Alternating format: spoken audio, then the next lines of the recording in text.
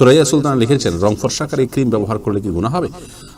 অসুবিধা নেই, কারণ আসলে এগুলোতে রং ফর্সাই হয় না, বেশিরভাগই প্রতারণামূলক। আর যদি রং ফর্সা হয় এবং পুরো আল্লাহর সৃষ্টির ধরনটাকে পরিবর্তন করেন, আল্লাহ আপনাকে কালো করে সৃষ্টি করেছেন, আপনি এটাকে পরিপূর্ণ সাদা করে রংটা পরিবর্তন করলেন, তাহলে সেটা কিন্তু নিষিদ্ধের আওতায় পড়বে যদি এরকম হয়।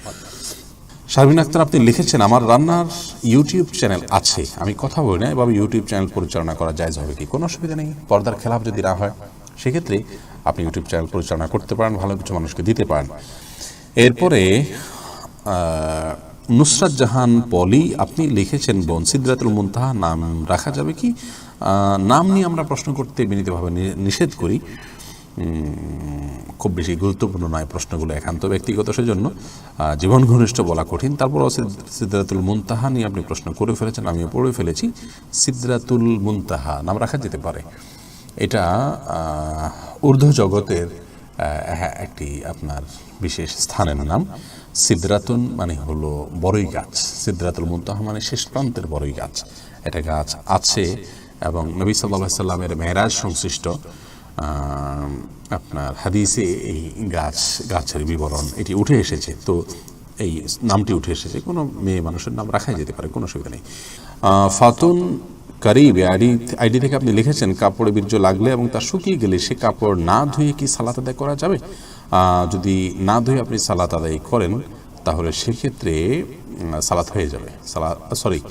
কাপড় বীর্য লাগলে তা শুকিয়ে গেলে আপনি সেটা যদি খোঁচায় উঠায় নামাজ পড়েন, নামাজ হয়ে যাবে। আর যদি খোঁচায় ওঠানোর মতো না হয় তাহলে আপনাকে ধুইতে হবে, ধুয়ে তারপরে ওই জায়গাটা ধুয়ে তারপর সালাত আদায় করলে সালাত হয়ে যাবে। এরপরে শিহাব আহমেদ আপনি লিখেছেন, পায়ের সমস্যা থাকলে দাঁড়িয়ে পেশাব করা যাবে কি?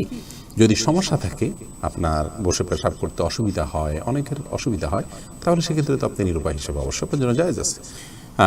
এইচকে কাফি উদ্দিন আপনি লিখেছেন, আজান পর নির্দিষ্ট সালাত কমিটি গঠন করে মিছিল আকারে সালাত বলা কতটুকু জায়েজ আছে? না, এটা উচিত না, কারণ আজানটা হলো মানুষকে আহ্বান করবার জন্য, সেখানে সালাত কমিটি করে মিছিল করা সালাতের জন্য আহ্বানের বিশেষ ব্যবস্থা গ্রহণ করার কোনো থাকতে পারে না। তার মানে আপনি আজানের পরে আরেকটা আজান এর ব্যবস্থা রাখছেন। হ্যাঁ, আজান হয়ে গেছে, এখন শুধু স্মরণ করে দিলে একে অন্যকে আশপাশ থেকে, মানে আরেকটা আজান জাতীয় বিষয় নতুন করে সৃষ্টি যদি না করেন তাহলে সেক্ষেত্রে অসুবিধা নেই।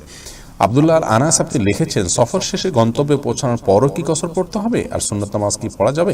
সফর শেষে আপনি গন্তব্যে যখন পৌঁছে যাবেন তখন আর কসর পড়বেন কেন? আপনার গন্তব্যে পৌঁছে গেলে সে যদি আপনার মানে মুকিম হিসাবে আপনি বিবেচিত হয়ে যান, তাহলে সেখানে আপনি পুরো সালাত আদায় করবেন। আর সুন্নত নামাজ আপনি সফরের কথা জিজ্ঞেস করেছেন, যদি সফরের কথা জিজ্ঞেস করে থাকেন সফরের সুন্নত নামাজ পড়বেন কিনা, তো অনেক উলামা ইকরাম সুন্নত নামাজ সফরে পড়তে নিষেধ করেন, বিশেষ করে আরবিয়ান স্কলারগণ, এবং সেক্ষেত্রে তারা দলিল হিসাবে যুক্তি হিসাবে পেশ করে থাকেন, যেখানে ফরজই আপনার ছাড় দেওয়া হয়েছে সেখানে আপনার সুন্নত পড়ার তো বিশেষ কোনো কারণ থাকতে পারে না। কিন্তু আমাদের উলামা ইকরাম বলেন যে, এবং উলামা ইকরাম বলেন যে সুন্নত নামাজ তো কসর করা হয়নি, কসর তো করা যায় ফরজের ক্ষেত্রে, আল্লাহ তাআলা ছাড় দিয়েছেন, অতএব সুন্নত নামাজ সফরেও আমরা পড়ব। তবে সন্দেহাতীতভাবে সফরে এর গুরুত্ব কমে যায়, তবে ফজরের 2 রাকাত সুন্নতের গুরুত্ব সবসময় থাকে, সফরেও থাকে, হজরেও থাকে, সবার মতেই।